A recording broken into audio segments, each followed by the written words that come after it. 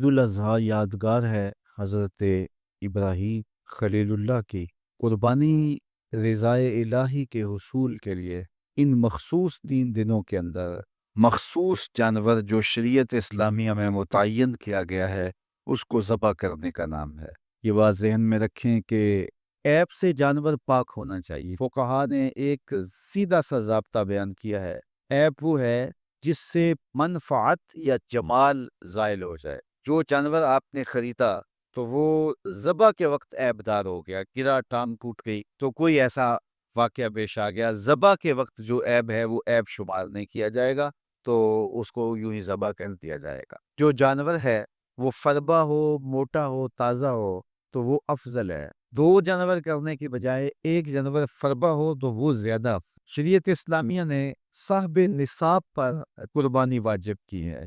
نصاب وہ ہے جو ہمارے ہاں زکوٰۃ کا نصاب ہے، یعنی 52 تولے چاندی یا 7.5 تولے سونا، یا اس کی قیمت زکوٰۃ کے نصاب میں قمری سال گزرنا شرط ہے، لیکن یہ جو قربانی اور صدقہ فطر ہے اس میں سال گزرنا شرط نہیں ہوتا۔ ان عید کے 3 دنوں کے اندر ایک لمحے کے لیے بھی کوئی مالک نصاب ہو گیا تو اس کے اوپر جو ہے وہ قربانی واجب۔ پھر قربانی ہر اس شخص پہ واجب ہے جو مالک نصاب ہے۔ بعض کا گھر کے اندر کئی افراد مالک نصاب ہوتے ہیں تو سب پہ واجب۔ قربانی واجب آپ نے ادا کر لی اور اپنی طرف سے نفلی بھی دینا چاہتے ہیں تو یہ بھی آپ کو اجازت ہے۔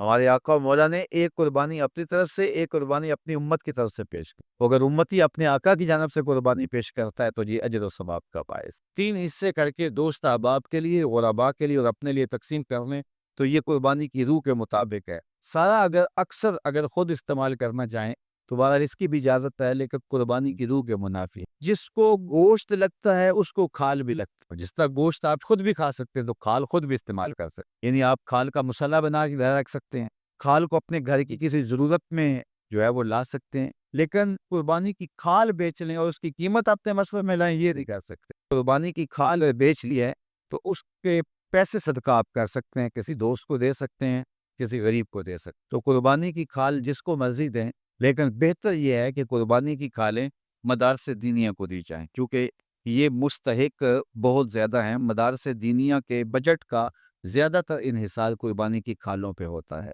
کسی زمانے میں مدارس دینیہ کے لیے، مساجد کے لیے اور خانقاہوں کے لیے امراء، رؤساء اور حکام چاکیریں مقرر کرتے تھے اور ان کا نظم و نسق چلتا تھا۔ ہمارے دیہاتوں میں آج بھی مسجدوں کے نام پہ 8-8، 5-5، 6-6 جو ہے وہ ایکڑ نام ہوتے ہیں اور مسجد کی ضروریات اس کے محاصل سے پوری ہوتی، لیکن اب تو مدارس دینیہ کا انحصار رہ ہی قربانی کی کھالوں، زکوٰۃ فنڈ اور لوگوں کے تعاون اور مخیر حضرات کی کوشش سے رہ گیا ہے۔ اس لیے اپنے مدارس کی طرف بہت زیادہ توجہ دینے کی ضرورت ہوتی ہے اور قربانی کی کھالیں کوشش کر کے خود مدارس دینیہ کے اندر پہنچائیں۔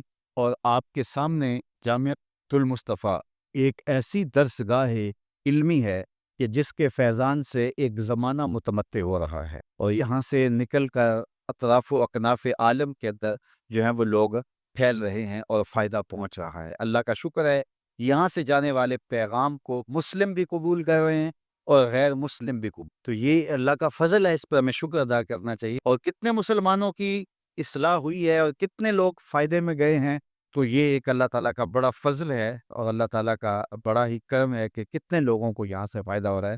اور ظاہر ہے ہم ساری زندگی تو نہیں بیٹھ رہیں گے، ایک وقت عمر کا، زندگی کا ہم نے پورا کرنا ہے، اس کے بعد ہم نے چلے جانا ہے، تو ہماری جگہ اوروں نے آنا ہے۔ تو یہ دارالعلوم اگر زیادہ سے زیادہ لوگ پیدا کرے گا تو زیادہ لوگوں کو فائدہ پہنچ سکتا ہے۔ تو اس لیے نہ صرف قربانی کی کھالیں بلکہ اس ادارے کے ساتھ آپ کا ہر طرح کا تعاون درکار ہے۔ سب سے بڑا تعاون آپ کا اس ادارے کے ساتھ محبت کا تعاون درکار۔ آپ اس مرکز سے اپنی عقیدت کا رشتہ، اپنی محبت کا رشتہ جو ہے وہ وابستہ کریں۔ جس طرح عشق کیا جاتا ہے، پیار کیا جاتا ہے، اس مرکز سے آپ پیار کریں، اس مرکز سے آپ محبت کریں۔ یہ مرکز ہماری عقیدتوں کا مامن اور مسکن ہونا چاہیے، چونکہ اس سے بہت سارے لوگوں کو فائدہ ہو رہا ہے اور غیر مسلم بھی اسلام کے دامن میں آ رہے ہیں اور مسلمان عمل کی راہوں کے مسافر ہو رہے ہیں، اور یہاں سے صاف، سیدھا اور پیارا سا پیغام پوری دنیا میں پہنچ رہا ہے۔ جب پوچھا گیا حضور یہ قربانیاں کیا ہیں، فرمایا تمہارے باپ ابراہیم کی صدق، اور فرمایا کہ ان کو خوش دلی سے اللہ کی راہ میں قربان کرو۔ قیامت کے دن یہ اپنے بالوں کے ساتھ، اپنے سینگوں کے ساتھ اور اپنے کھروں کے ساتھ آئیں۔ اور یہ بھی ارشاد فرمایا کہ کل پل صراط پر یہ سواریاں بند کے تمہیں پل صراط سے پار لگائیں۔ اور جب قربانی کے لیے کوئی شخص جانور خوش دلی کے ساتھ رضائے الہی کے حصول کے لیے ذبح کرتا ہے تو اس جانور کا خون زمین پر گرنے سے قبل یہ عمل قبول کر لیا جاتا ہے۔ اور یہ بات بھی ذہن میں رکھیے گا کہ ایام نہر یہ 3 دن جو خون بہانے کے ہیں، 10، 11 اور 12 تاریخ، ان ایام میں آپ جو بھی عمل کرے، نماز پڑھے اور دیگر صالح اعمال کرے، بہت قابل قبول ہیں اور اللہ ان کو قدر کی نگاہ سے دیکھتا ہے۔ لیکن ان ایام میں جو سب سے زیادہ اللہ کو محبوب عمل ہے وہ راہ خدا میں خون بہانا ہے، قربانی پیش کرنا ہے۔ تو قربانی کا کوئی اور متبادل نہیں ہو سکتا۔ کچھ لوگ یہ فلسفہ ان دنوں کے اندر بیان کرتے ہیں کہ 20-50 ہزار کی قربانی کرنے کے بجائے اتنے اگر کسی غریب کو دے دیے جائیں تو اس کے 2-3 مہینے خیریت سے گزر جاتے ہیں اور وہ گھر کے اندر جو ہے وہ ضرورت کی چیزیں ڈال لے تو گوشت تو 2-4 دن کے اندر کھایا پیا جاتا ہے، ختم ہو جاتا ہے۔ لیکن اگر اتنے پیسے کسی غریب کے گھر دے دیے جائے تو یہ اچھی بات ہے۔ تو اسلام کا بھی اس عمل سے روکتا ہے، غریب کی مدد کیجیے، صرف عید کے دن ہی نہیں، مینڈے کی جگہ ہی نہیں، بلکہ اسلام تو راہ خدا میں جانور ذبح کر کے اسی جذبے کو بیدار کرنا چاہتا ہے کہ تمہیں گوشت کی ضرورت بھی نہیں تھی پھر بھی تم نے ذبح کر دیا، تو جہاں ضرورت ہوگی اور تمہاری ہمسائیگی میں، تمہارے اطراف میں جب کوئی غریب ہوگا تو پھر تم اس کے لیے ذبح کیوں نہیں کرو گے؟ اس کے لیے تم قربانی کیوں نہیں کرو گے؟ اثار کیوں نہیں کرو گے؟ یہاں تو پھر بھی ہم گوشت خود کھا لیتے ہیں یا غربا میں بانٹ دیتے ہیں، لیکن منا کی وادی میں جہاں لاکھوں قربانیاں پیش کی جاتی وہاں تو جانور کاٹ کے اس کو ذبح کر کے بس چھوڑ دیا، اس کے گوشت سے غرض ہی نہیں ہوتی۔ زیادہ تر حجاج ایسے ہوتے ہیں جن کو یہ بتا دیا جاتا ہے کہ تمہاری قربانی کر دی گئی اور وہ فون کال کے انتظار میں یا حکومت وقت کی جانب سے دیے گئے وقت کے بعد حلق کروا دیتے، تو انہوں نے نہ اپنا جانور دیکھا ہوتا ہے نہ اس کو ذبح ہوتے دیکھتے ہیں، تو صرف انہیں ٹائم بتلا دیا جاتا ہے یا ان کو کال کر دی جاتی ہے تو یہ کے لیے کافی ہوتا ہے۔ تو وہاں تو گوشت کھانا بھی مقصود نہیں، تو صرف اللہ کی رضا کے لیے جانور ذبح کرنا۔ تو جب رضا الہی کے لیے جانور ذبح کرنے کا جذبہ پیدا کر کے تمہیں راہ خدا میں خرچ کرنے کی ترغیب دی جاتی ہے تو پھر تم پورا سال خرچ، تمہارے لیے کوئی مشکل اور کوئی مشقت نہیں ہوگی۔ لیکن اگر تم جو ہے وہ اس جذبہ خیر سے نور حاصل نہیں کرو گے تو پھر تمہیں یہ دولت نصیب نہیں ہوگی۔ تو سب سے افضل عمل ان 3 ایام کے اندر جو بتایا گیا وہ یہی ہے کہ راہ خدا کے اندر خون بہانا۔ اللہ کے محبوب علیہ الصلوۃ والسلام کی خدمت میں جو ہے وہ مینڈے لائے گئے جو چتکبرے تھے اور حضور علیہ الصلوۃ والسلام نے اپنے مبارک ہاتھ سے ان کو ذبح کی۔ تو عید قرباں یہ ایثار کی عید ہے، یہ قربانی کی عید ہے، اور اسلام ہمیں قربانی سکھاتا ہے۔ اسلام لمحہ لمحہ قربانی ہے، ایک ایک ساتھ اسلام قربانی کا نام ہے، اور ہمیں درس زندگی یہی دیا جاتا ہے کہ ہم قربانی سے اپنی زندگی کو عبادت کریں۔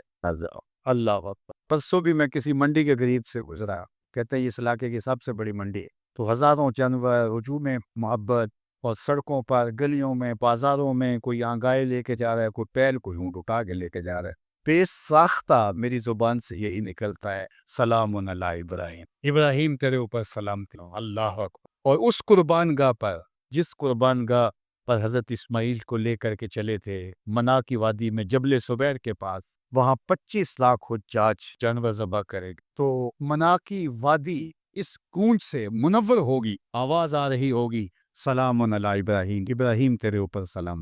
ابراہیم علیہ السلام نے چھوٹا کام نہیں کیا، بہت بڑا کام کیا، لیکن میرے رب نے بھی پھر جو اعزاز دیا، جو تکریم دیا، عرض کی گئی یا رسول اللہ یہ قربانیاں کیا ہیں؟ فرمایا تمہارے باپ ابراہیم کی سنت۔ قیامت تک وہ نقشہ ہماری آنکھوں کے سامنے رہے گا اور لوگ اپنے قیمتی متاع کو اس طرح قربان کرتے رہے۔ ہمارے ایک بزرگ فرمایا کرتے تھے کہ ہر بندے کا کوئی نہ کوئی اسماعیل ہوتا ہے، جب تک وہ اپنے اسماعیل کی گردن پر چھری نہیں رکھتا رب کا قرب نصیب نہیں ہوتا۔ تو اپنی عزیز ترین متاع اللہ کی راہ میں قربان کرنے کا موقع آ جائے، وہ جان ہو، وہ اولاد ہو، وہ مال ہو، وہ منصب ہو، جب حالات تقاضا کریں اور آپ کو لگے کہ میرے مالک کا مجھ سے یہ تقاضا ہے، تو راہ خدا کے اندر قربان کرنے کا جب یہ جذبہ اس لیول تک پہنچ جائے تو پھر آپ اس نور سے مالا مال ہوتے ہیں، اس فیض سے فیضیاب ہوتے ہیں۔ ہمارے لیے یہ واقعات اس لیے رکھے، ہم تو چھوٹے چھوٹے امتحانوں سے ڈر جاتے ہیں، ہمیں بڑے امتحان بھی دینے پڑے تو ہمارے بڑوں کی سیرت یہ ہے کہ ہم کشادہ دلی کے ساتھ، خوش دلی کے ساتھ ان امتحانوں سے گزرے، پھر ہمارے رب کی رحمتیں اور کرم نوازیاں ہمارے شامل حال ہوں گی۔ قرآن مجید میں ارشاد فرمایا گیا کہ تمہاری قربانی کا گوشت اور خون اللہ کو نہیں پہنچتا، بلکہ تمہارے دل کا وہ تقوی اللہ کو پہنچتا ہے جس کے لیے تم نے قربانی کی ہے۔ گوشت خود کھا لیتے ہو، خون گلیوں میں بہہ جاتا ہے، کالے مدارس میں چلی جاتی ہیں، مختلف تنظیمات لے جاتی ہیں، تو اللہ کو کیا پہنچا؟ تو کہا تمہارے دل کا وہ تقوی ہے، جو خلوص و للہیت ہے، اللہ کی رضا جوئی کا جو جذبہ ہے، وہ جذبہ اللہ کو پہنچتا ہے۔ تو ہر نیک عمل کی بنیاد اللہ کی رضا ہے، اور اگر اللہ کی رضا کے لیے کوئی عمل نہ کیا گیا تو وہ عمل نہیں ہے، نیک عمل نہیں۔ اور صرف ریاکاری کو شرک اصغر کہا گیا ہے، ورنہ انسان جو نیکیاں کرتا ہے، اچھے کام کرتا ہے، کسی کو شرک نہیں کہا گیا، ریاکاری کو شرک اصغر کہا گیا ہے۔ جب اللہ کے علاوہ بندہ کسی اور کے لیے نیک عمل کرتا ہے تو وہ نیک عمل نہیں ہوتا، اس کو شرک اصغر کہا گیا۔ اور قیامت کے دن اللہ تعالیٰ جل شانہ ارشاد فرمائے گا کہ جن کے لیے تم نے یہ عمل کیے تھے ان سے اس کا اجر لے لو، میرے لیے تو تم نے کیے نہیں تھے، جن کے لیے کیے تھے ان سے ان کا اجر لو۔ تو اب کوئی وہاں اجر دینے کی صلاحیت بھلا کیسے رکھتا ہوگا؟ تو جب بھی انسان نیک عمل کرے تو بنیادی فلسفہ یہ ہونا چاہیے کہ میں اللہ کی رضا کے لیے کر رہا ہوں، اور انما الاعمال بالنیات، یہاں بھی یہی مراد ہے کہ اعمال کا دار و مدار حسن نیت پر ہے۔